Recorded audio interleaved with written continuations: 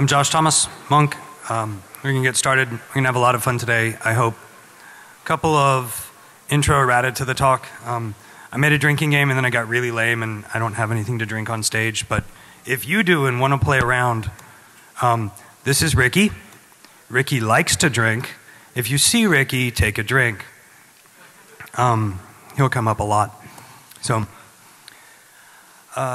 this talk has a couple phases, but before I even get started with the actual talk, hands up if you run Android. All right? Hands, keep them up if you actually have your own kernel, own ROM. Okay. Did you actually compile it? Okay. Did you ever look at the source, like any source at all? Wow. Okay. All of it? Yeah. So you have no fucking clue what's running on your phone. That's, we'll come back. Like, even if like someone was in the room and was like, yeah, I looked at every fucking line. Like, no, you didn't. Sorry. And we all know that, but this talk is going to play with what you don't know about what's already running on your phone. So, start. I wanted to skip this because personally I really don't like these slides, but given what I'm going to be talking about, I guess I needed a little bit of background, so why you should trust me. Don't, if this makes logical sense to you, thank you, man, then believe me. If not, have fun with the tools I'm going to show you. These are my opinions, not my employer's, and the tools in the second half of the prezzo are really, yeah, they're fun, they're playful, they're offensive, whatever. The whole point of me open sourcing them is we don't know these type of tools exist. Let's learn about these tools. Let's figure out how to protect against them.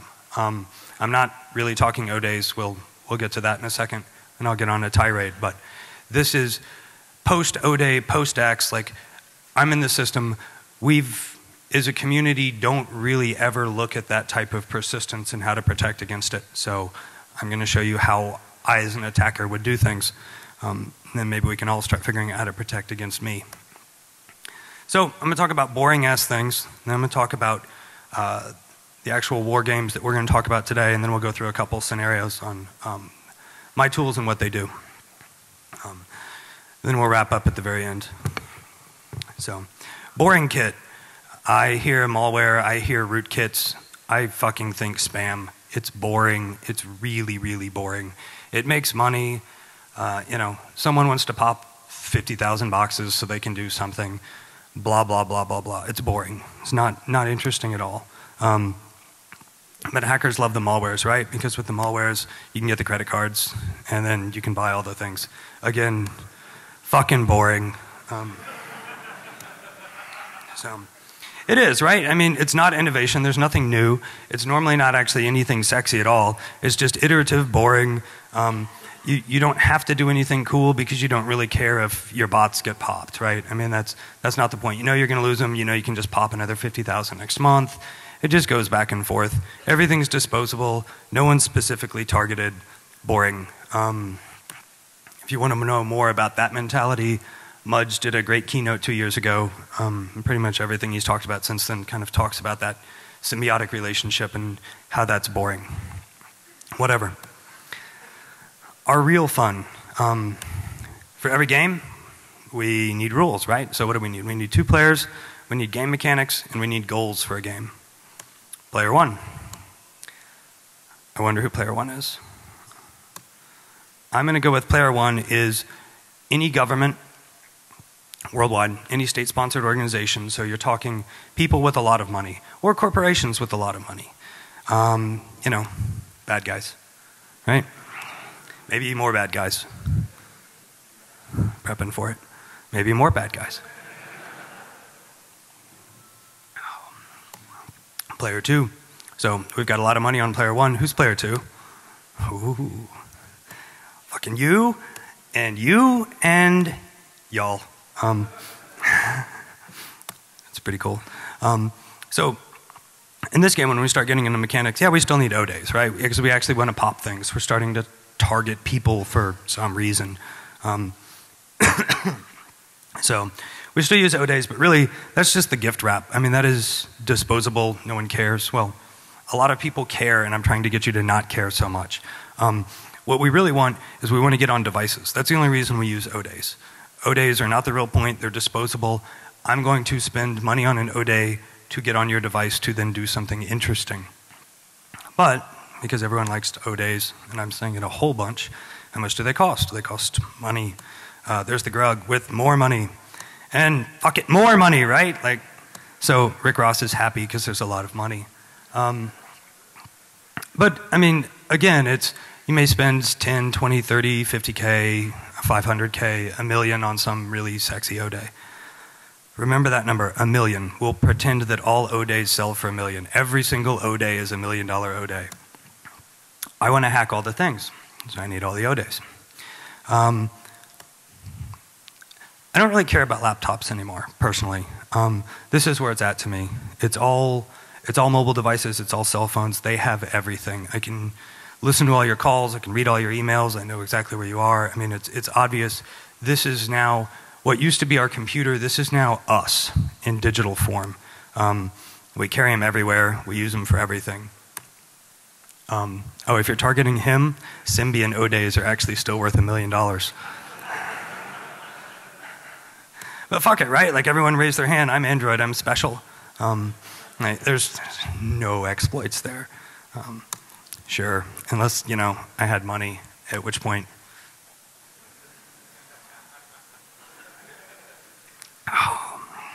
So, we've got game mechanics for this type of world. What we're really doing is we're taking an O-day, we're jumping on the device. So, what I care about is that kit, whatever that implant is I'm putting on a device, that's where the real money is. That's what's doing something. And I mean, let your minds run wild. What would you want to do on someone's phone? You know, whatever that is, that's what you're doing. Doing that type of coding is boring. Those are just lame-ass developers in cube farms cranking out code. It's typical software. It's boring. It takes dev time. People have a real job. But it costs money too. Typically, it costs a lot more money than an O-day. Typically, it costs a fuck ton more than an O-day. As I mean, think about it, right? If you're trying to do something sexy, $1 million for an O-day, $20 million for whatever you're going to do. Which do you not want to lose? Especially if you know when you bought that O-day it's got a shelf life. What you really, really, really care about is protecting that large investment, not this disposable thing that you bought that, I mean, you know, maybe around 2 months, maybe around 6 months. So we get a little more disturbed. That's okay. What do we want? We want all the data. That's what your cell phone is. That's what I want. I want everything. So we've got all of our players. Let's have a game. Who's going to win this game? How long is it going to take? Very, very, very short. And I wonder who won. Yeah, they won. Every time. No one is even remotely capable of writing the tools right now that can detect against advanced things. Because we're not looking at it. We're still focused on malware and spam and all the boring shit. So, if I'm writing $20 million worth of code, I want to protect that investment. I want to protect it lots. I want to make sure that it's never found. I want to make sure that it's deep.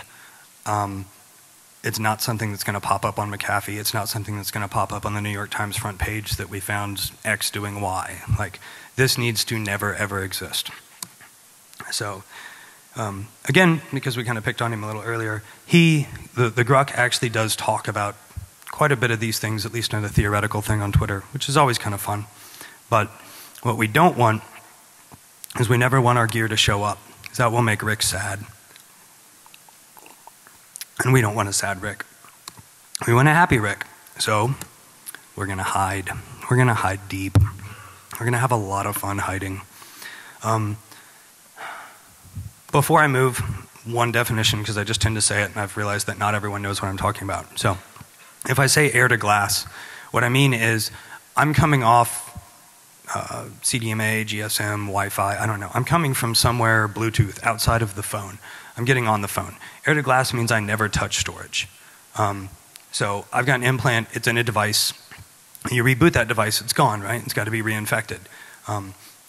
If you do something like that, though, you're pretty damn secure on the protection of your investment, because unless someone can forensically jump in there and grab things out of like RAM, volatile memory, before they reboot, you're safe. The problem with air-to glass is, I mean, you never know when you're going to lose your implant. That sucks. And you've got limited space, right, if you don't want to start interacting and being obvious that there's something wrong with the phone. So, WarGame 1, let's move away from air to glass. How can I get something on disk and hide it to where no one can find it? So, this is the NANDX project. This project was originally funded by DARPA's Cyber Fast Track. Awesome, awesome, awesome project. The goal of this was, you know, how can I do a proof of concept for offensive work, and then how can we take that and try to defend against it? So I'll do my demo. So I'm going to run the demo twice on video, and then once at the beginning and once at the end of talking about it. So what we have on the, ooh, is it not showing up?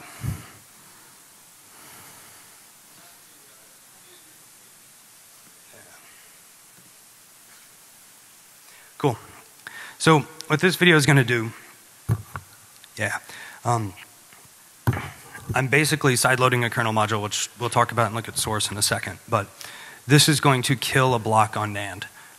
So I've got an implant that's actually on disk, it's saved on disk. Now I'm going to remove that block of memory from the phone. I can still call into it, but it doesn't exist. DD won't pull it, forensics tools won't pull it. It's just gone from typical devices. I show this twice because I just really love how sexily Android crashes here.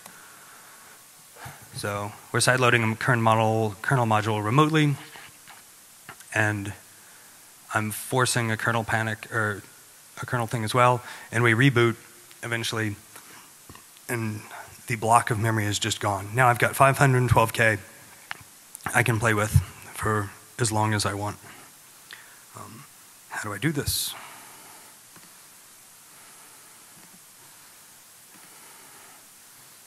Sweet. How NAND works. Let's start there. So NAND is very complicated. You've got little bitty buckets that hold an electron. If there's an electron in there, you've got a 1. If there's no electron, it's a 0. That's basic binary. That's how this hardware works. EEs decided to say, hey, these little buckets that hold 1 bit need to be organized into pages. Those pages are then logically created into blocks. Blocks are pretty easy to deal with. It's what you're normally dealing with if you're writing drivers at a block level, or I mean, it's easier to latch onto for us as security and software guys, right? So blocks typically half a meg. When you wipe an AND, everything gets set to 1s. The reason everything's FFs is there's an electron in every little bucket. Then when you're actually writing data to NAND, you start popping electrons off. You get a 0, so you kind of sculpt your data in NAND. But that's trapping individual electrons is hard, right? So the hardware wears out, it dies over time. I'm taking advantage of that, the same way that the designers of the hardware take advantage of that. What they do is they know it's going to die. They know it's going to die after 10,000 to 1 million writes, that little bucket. So they build in tools to gracefully fail.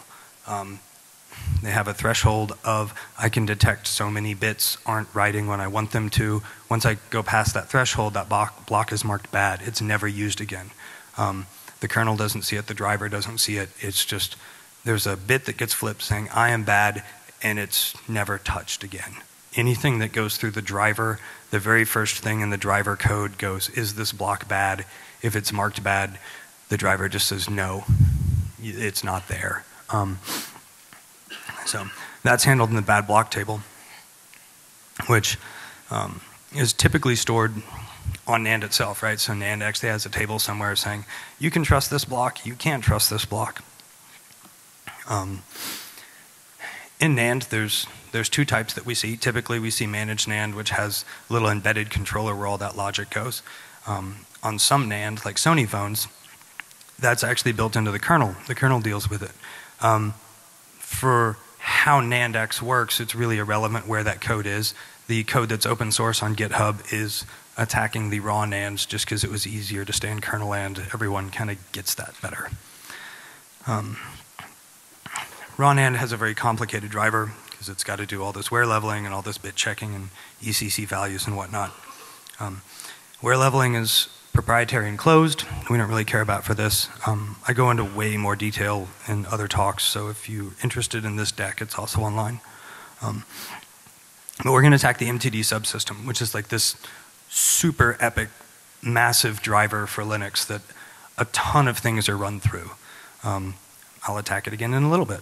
But for NAND, it manages how everything's working. So we can get into that driver and start arbitrarily saying this block's bad, but go ahead and let me write data to it. Go ahead and let me read from it again. Let's just make sure no one else can but me. Can we do that? Yeah, thanks. So if I wanted to hide in NAND in general, you know, once you kind of figure out blocks get marked bad and then they disappear, you're like, oh, I can do that at a shit ton of levels, right? I could do that at the file system, but the file system then has like trailing pointers and stuff to data that just got removed, which is why you see that horrible crash on screen. MTD subsystem's much lower. It's clean. I forget the actual number of lines of code that I had to change, but it was like 30, something like that. Like it was tiny. And then I've got full control. So it's an Android. It's also in Linux. So any device you see that's running Linux or a Linux variant, or maybe pseudo-based off Linux or inspired by Linux, start thinking SCADA, things like that as well. I mean, everything that's running the hardware is susceptible to this type of attack. Everything that is running software pseudo-based on this code is also susceptible.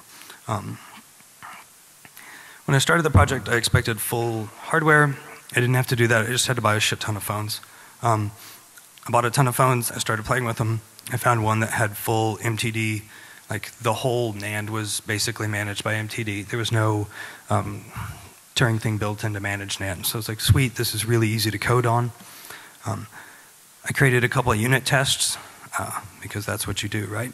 So I created a unit test that basically just killed, arbitrarily read and wrote data to a block of NAND, marked it bad, checked that nothing else could see it, and then read and write again. Yeah, so the code was ungodly simple, and if you are actually interested in how I'm pulling it off, I spent more time writing notes in the source code that I checked into GitHub than I actually did the coding. I tried to just walk line by line of exactly how everything works. But in a nutshell, I'm grabbing a block, I'm erasing it, writing dead beef all over it, I'm making it disappear from the system, writing dead beef again, and then reading it back out just to kind of show that we've got full arbitrary control. Oh, and for the demo, then I'm doing a double release on the driver just to force a reboot of the phone, because when I do that, then it reads back the bad block table from NAND, and the thing disappears. So the demo that I have the video for, I kill block 37, just kind of arbitrarily picked that block. That's where a system, or yes, Android.settings is stored, so it's no longer there. That phone is, I've got it with me if anyone wants to play with it. It's quirky. But yeah, so I can take data, it's gone from the system, and yet I can still arbitrarily read and write. I took these phones after I did this, full factory reset, dead beef is still there. You know, DD, didn't see dead beef, ran my tools, sell dead beef. Another factory reset, you know, throw other ROMs on there, do a whole bunch of things. The phone's completely stable, and it's just dead beef all over it. I've got like a quarter of the NAND that's just dead beef, and nothing sees it. That's pretty fun. Thanks.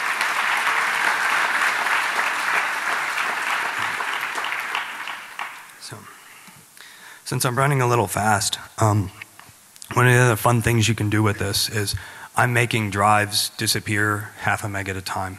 And after half a meg, I'm forcing a reboot, but you don't have to. You can just disappear the drive under the OS. You can disappear the whole damn drive.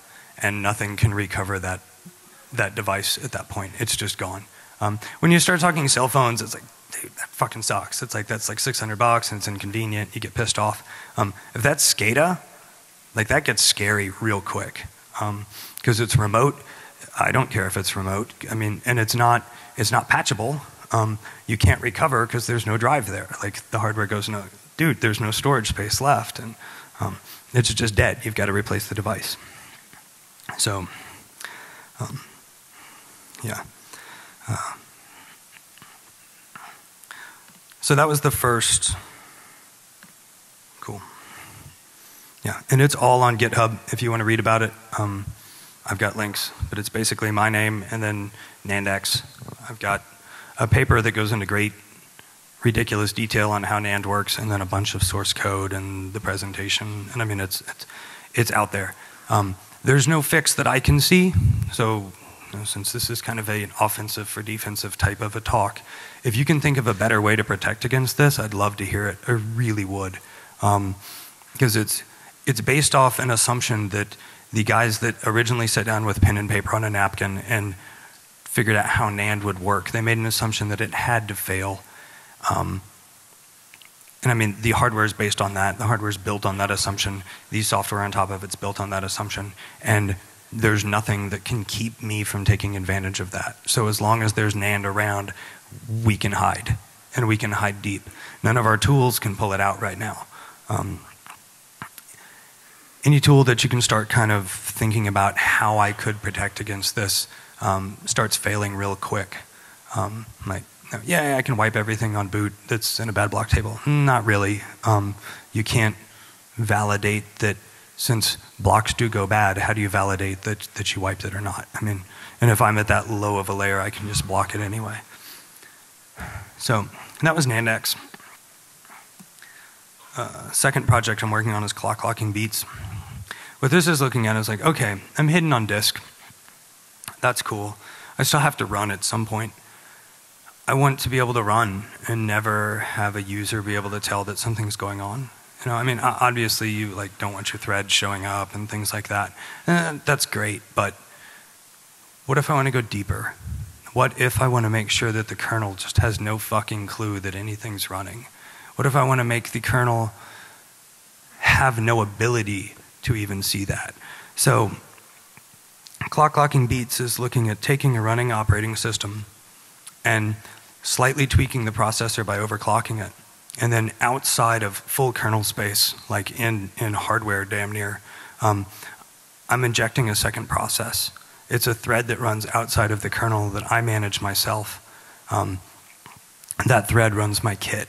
So no tool that you would write that's running in kernel space remotely has permission to even see me. Like I just don't exist.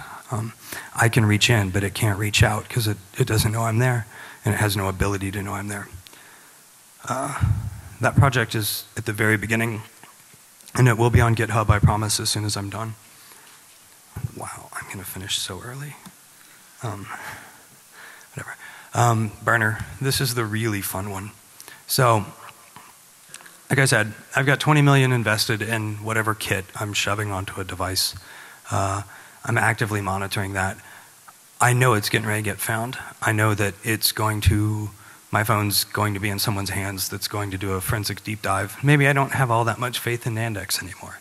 Maybe someone's figured out how to get rid of it. Maybe there's other tools. I want to make sure that nothing that I have on there gets out. So I want to set the phone on fire remotely. Fuck it, why not, right? And I want to do this all from the kernel. This project will be on GitHub probably within about a month and a half. I really wanted to demo it, but I swear to God, it's the lamest demo ever. It's like sideload kernel module, phone turns off. Like, that's it, right? Like, it's hard to show it never boots again. What it does internally is I'm playing with all the voltages that run internal to the phone. So I can target specific pieces of hardware, like the chip, or the NAND, or the baseband, and just start dumping a lot of power to them and fry them. And this seems to universally work on almost every Android phone I've poked at in the runtime of this project, which is pretty much probably what you have in your pocket. So I can attack and kill your phone dead, make sure that it will never turn on. The only way to ever pull data off of it at that point would be to take it apart, desolder the chips, and like put the NAND in a reader. Like maybe you can find me then, but that's it. So now we've hidden, right? Like I feel good that with those three projects together, you're probably not going to find any code that I'm running at all.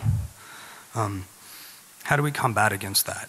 Like us as users and hackers, like how do we make sure that shit that deep just doesn't happen to us?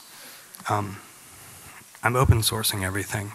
Like that's my solution, is at least if I can think of these, someone else can. If I can open source them, hopefully at least we start talking about it. Maybe we start looking for things like this. And at that point, we're at least we at least know where to look for security, because we're not right now at all. And maybe it'll make us work a little harder. So I felt pretty good about this. I was like, yay, I'm awesome. And that's pretty much it for me. I'm ungodly early, but I'd love questions.